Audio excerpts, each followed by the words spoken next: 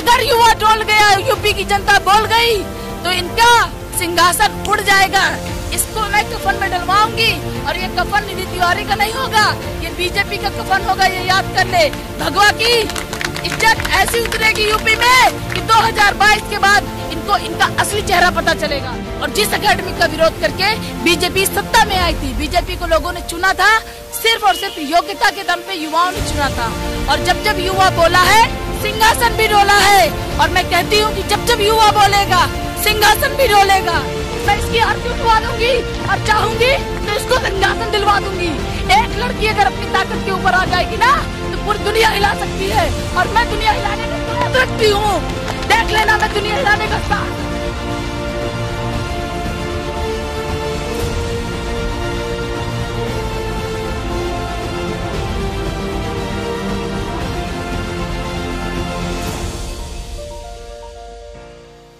जो महिला इस मूवमेंट को मेरे हिसाब से लीड कर रही हैं, आपसे कई बार बात हुई है। आप ये बताइए, आपने इतनी बार बात की है, आप इतने नारे भी लगा रही हैं और फिर अब आप आमरण अनशन पे भी बैठ गई हैं, ठीक, तो अब आगे कैसे होगा? जैसे मान लीजिए आपकी तबीयत खराब हो जाती है, फिर इस मूवमेंट को कौन?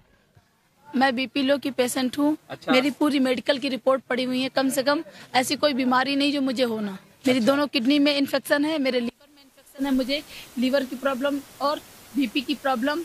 और सर, इस टाइम पर इतना मानसिक तनाव हो चुका है 3 सालों से, इतना मानसिक, पूरे परिवार से मैंने बात करना 3 सालों से छोड़ रखा है। 3 साल से मैं जल्दी किसी के पास जाती आती नहीं हूँ, अपने कमरे तक ही सीमित रहती हूँ।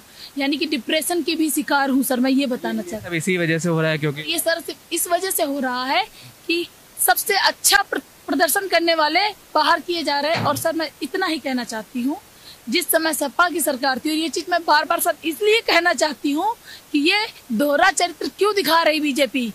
एक प्रतियोगी परीक्षा का मानक एकेडमिक नहीं हो सकता है, ये वचन थे बीजेपी के जब सपा ने एकेडमिक से कांस्टेबल की भर्ती की थी। एक कांस्टेबल के लिए आपने एकेडमिक को अयोग्यता का रूप दिया था। और आज आप शिक्षक जैसे महत्वपूर्ण पद पे, जो शिक्षक एक राष्ट्र निर्माता होता है, राष्ट्र निर्माता के साथ पे आपने इतना बड़ा खेल कैसे कर दिया? एकेडमिक का मानक कैसे आपने डाल दिया? जो जिस चीज की आलोचना करके आप आए थे और योग्यता कर रहे थे, हमें लगा था कि आप हमें योग्य हैं तो हमें न्याय देंगे। सोचिए, आपने बीएड को अंदर किया, बीएड को एक बार फिर से 2011 के बाद मौका मिला। तो हम एक चीज कहना चाहते, पतझड़ में भी वो डाल हिला कर चले गए। वो बर्फ से थे फिर भी जला कर चले गए, वो बर्फ से थे फिर भी जलाकर चले गए। हम लोग बाहर थे, इन्होंने हमें एंट्री दी, पतझड़ में उन्होंने डाल हिलाई। इसके बाद अच्छा स्वभाव, योग्यता दिखाते हुए और हमें आग लगा के चले गए, एकेडमिक जोड़ के चले गए। और जिस एकेडमिक का विरोध करके बीजेपी सत्ता में आई थी, बीजेपी को लोगों ने चुना था, सिर्फ और सिर्फ योग्यता के दम पे युवाओं ने चुना था। और जब जब युवा बोला है, सिंहासन भी डोला है। और मैं कहती हूँ कि जब जब युवा बोलेगा, सिंहासन भी डोलेगा। आमरण अनशन पे बैठी हूँ, पूरा दिन हो गया है, पुलिस प्रशासन के कई लोग आए, मुझको पानी पिलाने की कोशिश करते रहे, पर वो नहीं पिला पाए। और मैं तब तक पानी नहीं पीऊंगी जब तक मुझे मेरा अधिकार नहीं मिल जाएगा। शिक्षा के साथ ऐसा उपहास हो रहा है, बिना पढ़े मान सिंह भी परीक्षाएं पास हो रहा है। फूलकली देवी 143 नंबर लेके आ जाती है, उन्हें राष्ट्रपति का नाम नहीं पता। डीजे वाले बाबू को छुपने के लिए खेतों में भागना पड़ता है जब उनके पास मीडिया पहुंचती है, और वो नौकरी कर रहे हैं शान के साथ, और हम धक्के खा रहे हैं लखनऊ की गलियों में, लखनऊ की सड़कों में, भीगते पानी में टंकी के ऊपर चढ़े हमारे साथी। 4 दिन हो चुके, आज 5वां दिन था, 15 अगस्त था, देश स्वतंत्र हो गया। लेकिन इन तानाशाहों से अभी भी देश स्वतंत्र नहीं हुआ। अप्रत्यक्ष रूप से ये श्वेत वस्त्र धारण करने वाले अंग्रेज अभी भी हम पे शासन कर रहे हैं। अभी भी ये लोकतंत्र वाली फीलिंग नहीं है, यहाँ अप्रत्यक्ष रूप से डिक्टेटरशिप चल रही है। इसको बंद किया जाए। अगर युवा डोल गया, यूपी की जनता बोल गई, तो इनका सिंहासन उड़ जाएगा।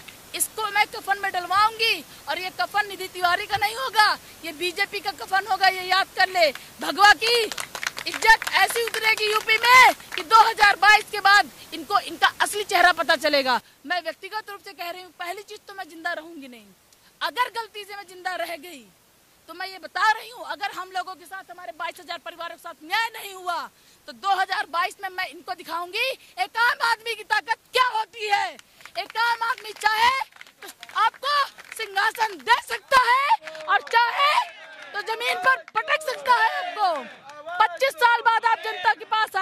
25 साल बाद एक मुद्दा लेके आए थे, योग्यता। आपने सरकार को, सपा सरकार को घेरा योग्यता के नंबर पे।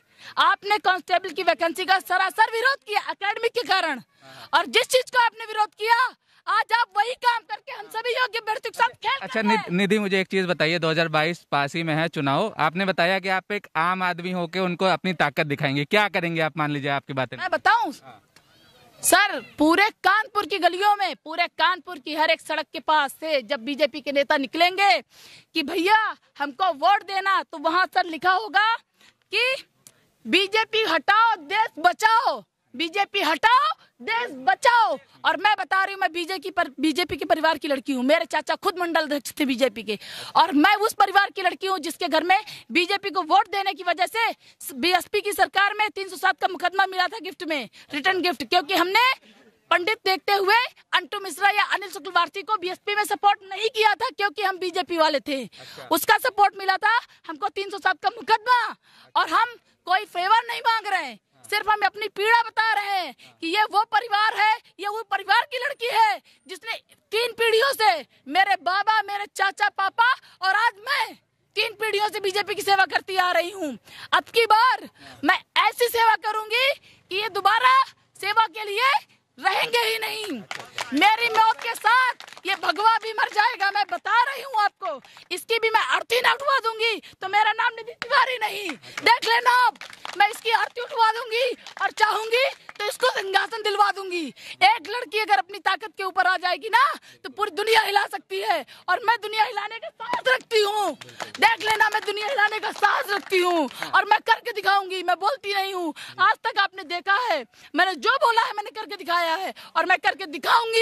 और योगी जी की या तो ये सीटें जोड़ करके अपनी ये गलती सुधार ले, अभी भी वक्त है, और वक्त निकल गया तो ये समझ लो कि बीजेपी 25 साल बाद आई थी, 50 साल तक घूमेगी, लेकिन बीजेपी दोबारा यूपी में वापस नहीं आएगी, नहीं आएगी, नहीं आएगी। एक आखिर लीजिएगा, ये ऐसी योग्यता बोल रही, मैं सिविल की तैयारी करने वाली लड़की हूँ, मैंने बहुत मेहनत की है, आज मैं इतनी डिप्रेशन की शिकार होकर यहाँ पड़ी हूँ। आप समझ सकते हैं सर, जिसके घर में मेरे पापा मुझ पे नाच करते हैं, कहते हैं मेरे लड़के मेरा नाम रोशन नहीं करेंगे, मेरी लड़की मेरा नाम रोशन करेगी। सर मैं उस परिवार की लड़की हूँ और मैंने उस परीक्षा को टॉप किया था जहाँ से प्रिंसिपल की लड़की फेल होके आती है मेरे कॉलेज के, और प्रधान मैनेजर की लड़की 3rd डिवीजन पास होती, वहां से मैंने 1st डिवीजन पास किया है। सर सेंटर गया था मेरा, उसी सेंटर से 1st डिवीजन पास किया जहाँ से मेरे कॉलेज के प्रिंसिपल की लड़की 3rd डिवीजन आई थी, मेरे मैनेजर की लड़की, प्रिंसिपल की लड़की फेल हुई थी, मैनेजर की लड़की 3rd डिवीजन आई थी, मैं वहां से मैं टॉप करके आई थी। आप मेरे गांव में जाइए, पूछिए निधि तिवारी का नाम, मेरे विद्यालय के मैनेजर मेरा नाम लेते हैं, बार बार मुझे फोन करते हैं, बेटा तुम यहाँ आ जाओ, बेटा तुम मैं प्रिंसिपल बना दूं, प्राइवेट स्कूल है, लेकिन मुझे मेरा हक चाहिए। मैं योग्य हूँ एक सरकारी नौकरी की, तो मैं शोषण की एक चरम प्रक्रिया में अपना कदम क्यों रखूं? मैं नहीं रखूंगी, मैं मेरा हक लेके रहूंगी। मैंने अपना हाईएस्ट मानक दिया है, केवल एकेडमिक के शिकार हूँ।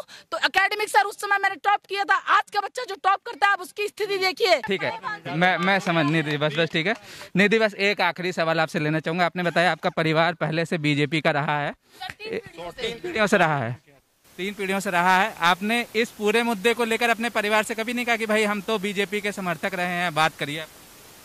मैंने सर आज तक कहीं मेरा, वो लोग नहीं देख रहे हैं कि भाई हमारी घर की बच्ची जो है परेशान? देख रहे हैं, सब जान रहे हैं, उनको पता है कि उनकी लड़की के अंदर इतना गट्स है कि वो अपना अधिकार खुद लेकर रहेगी। मेरे घर वालों को कोई जरूरत नहीं मेरा फेवर करने की, मैंने आज तक कभी किसी से फेवर नहीं मांगा। मैं एडमिशन भी कराने गई हूँ इंटर पास होने के बाद, एक किशोरावस्था की लड़की, तो मैंने अपने घर वालों के गार्जियन को लेना जरूरी नहीं समझा। मेरे पापा ने कहा बच्चा ये पैसा लो, अपना एडमिशन स्वयं कराओ।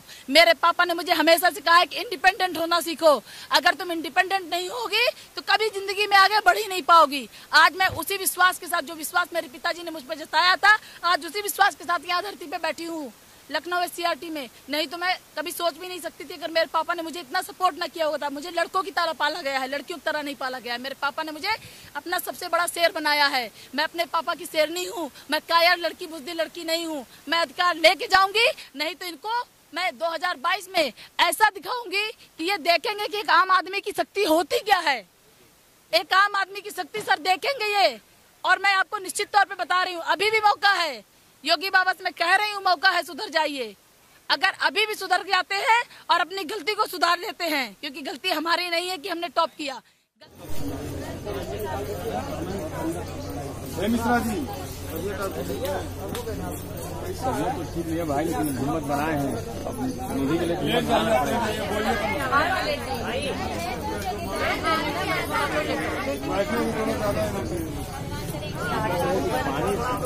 पानी यहाँ से उठना चालू हो गया, ऐसा नहीं बहुत हिम्मत बनाए हैं।